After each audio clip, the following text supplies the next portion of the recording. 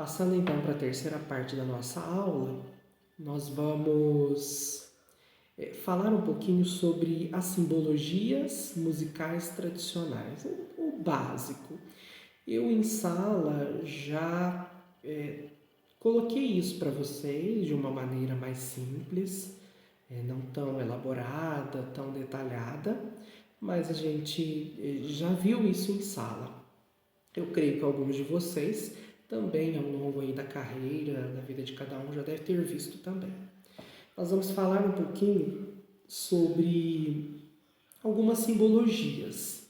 A primeira delas é a clave. A clave serve para dar nome às notas, dar nome às figuras musicais. As figuras musicais são aquelas que nós vimos, foi explicado, que eu fiz até uma tabelinha, o qual eu coloquei lá a duração de cada uma. Nós não vimos todas as figuras, mas aí nesse material que eu estou utilizando aqui na aula e que também será disponível a vocês, tem tudo completinho para que você possa fazer o seu estudo individual.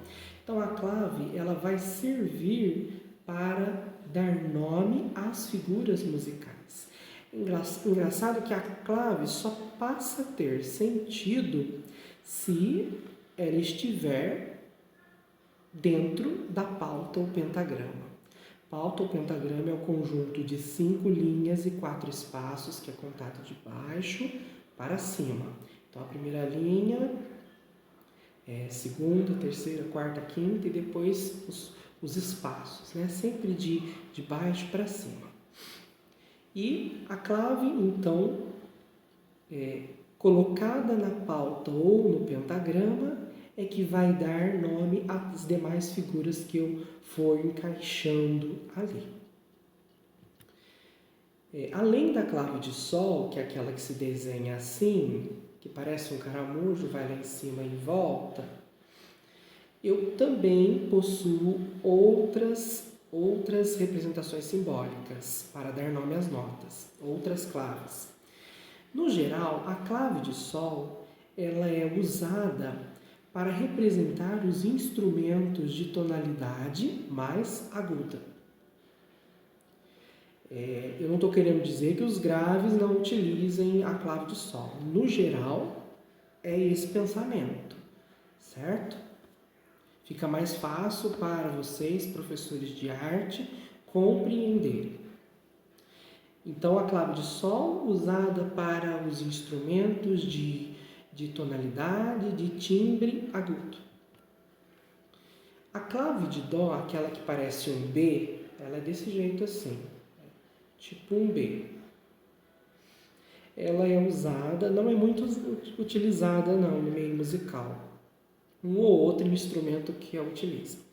Ela é usada para representar os instrumentos de tonalidade mediana. O violoncelo, que é o meu instrumento, que eu estudei durante muito tempo, ele é um instrumento que utiliza 3 claves. Depois eu vou explicar por quê. E além da clave de dó, eu também tenho a clave de fá, que ela parece um ponto aí de interrogação com 2 pontinhos na frente. Essa indica aqueles instrumentos de tonalidade grave. O violoncelo, por ele ser um instrumento grande, obviamente quanto maior o instrumento, mais grave o som. E assim também é no corpo humano. Quanto menor o pescoço, mais aguda a voz. Quanto maior o pescoço, mais grave. Certo? O violoncelo utiliza 3 claves. A clave principal dele é a de Fá, porque é um instrumento de sonoridade grave.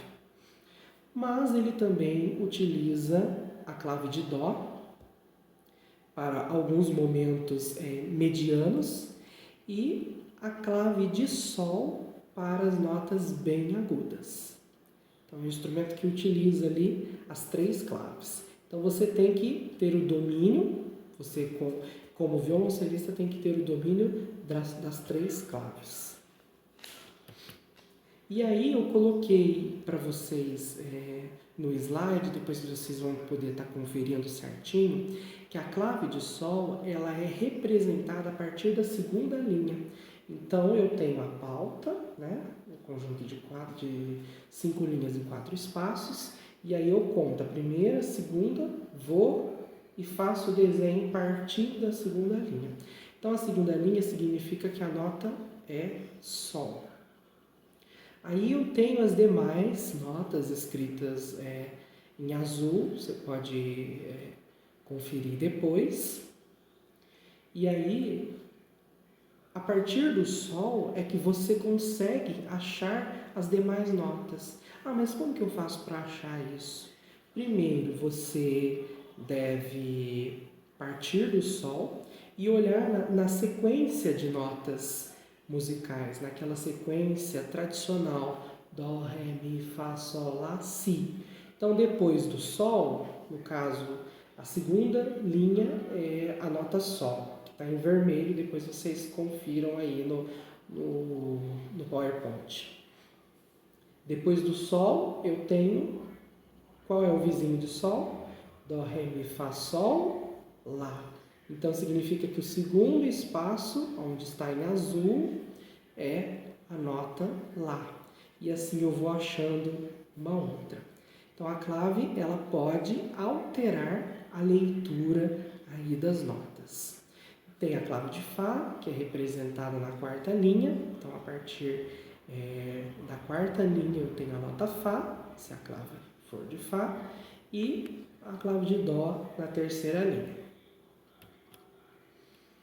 Coloquei para vocês também uma tabelinha com o nome científico das figuras musicais, o valor, que é a duração do tempo, e o desenho da figura e a representação das pausas.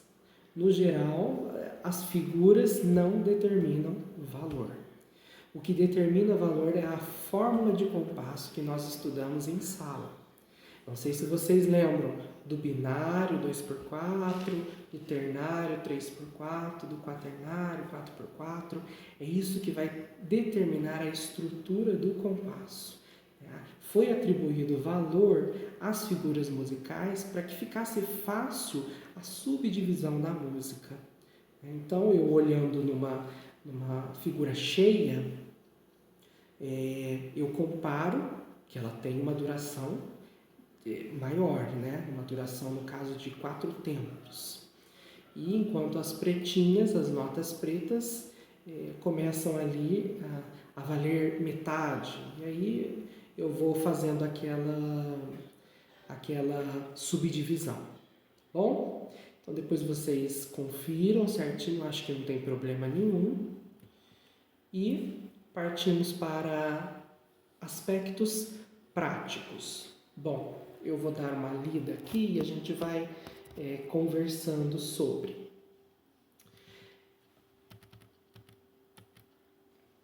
Na prática, antes dos alunos cantarem os exercícios dos livros, o professor deve sempre cantar as alturas a serem utilizadas, né? O entonar, a realizar o monossolfa.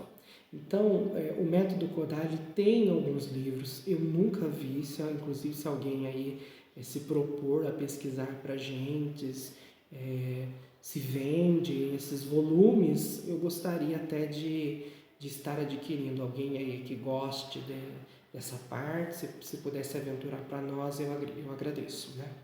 Então, nesta metodologia de trabalho, o professor é um modelo para os alunos que participam das atividades, imitando. Então, é um trabalho de imitação, a princípio, né? Kodály advoga que o professor não deve utilizar o piano ou qualquer outro instrumento como referências de alturas para a realização dos exercícios. Isso aqui comprova o que foi dito anteriormente. Então, o uso do dó móvel sem instrumento acompanhador, por enquanto. E depois que todos estiverem bem familiarizados, com o todo, com o grupo, aí sim você vai e começa aos pouquinhos colocar um instrumento.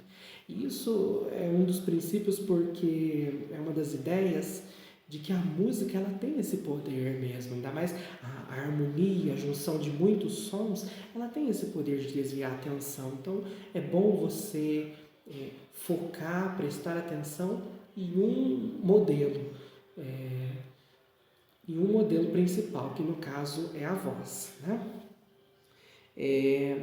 O professor deve estabelecer com sua voz uma tônica relativa. Então é você que decide a tonalidade. Você decide a tonalidade do exercício e começa a desenvolvê-lo, que servirá de referência sonora aos alunos.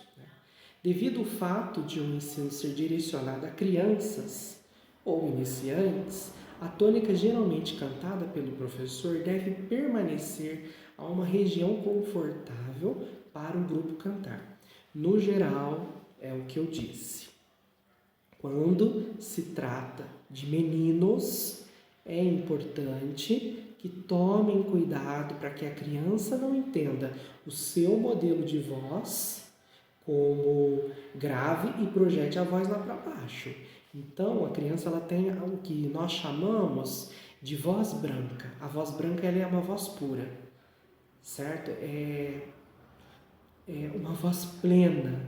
A mulher, em alguns momentos, adquire essa voz branca, né? Mais parecida, né? Porque mulher não tem falsete. Falsete é uma característica única e exclusiva da voz masculina. E aí é onde o professor, no caso se for homem, tem que tomar muito cuidado e pegar principalmente áudios, peças que tenham mulheres cantando, mas também não numa altura absurda, e sim num tom confortável. E, se possível, cantar em falsete com as crianças, porque você é o modelo. Se você projeta a sua voz lá para baixo, ela vai jogar lá para baixo.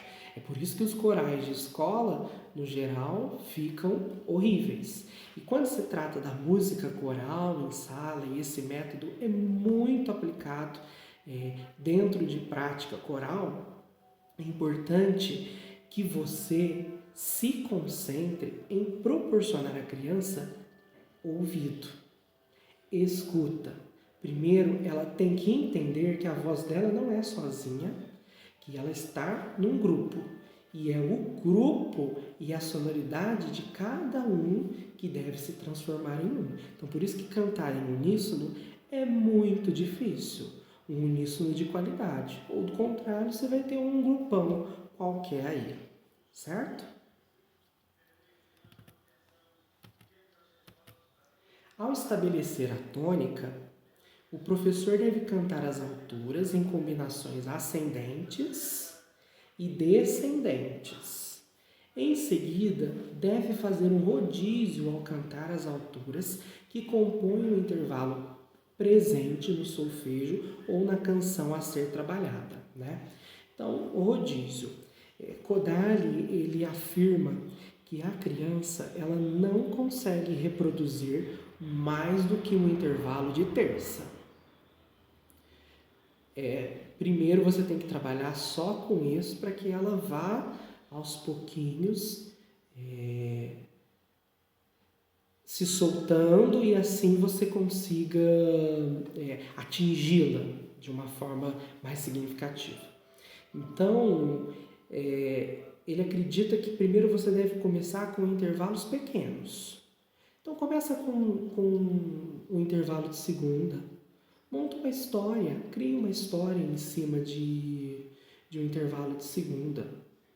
Define uma nota como sua tônica e a partir dela você sai em direção à atividade. Então você, por exemplo, pode definir uma altura. Dó, Ré, uma segunda. Aí em cima desse intervalo de segunda maior ascendente, porque eu estou subindo, você cria uma história você cria uma musiquinha em cima só desse intervalo. É Dó, Ré, bem te vi, bem te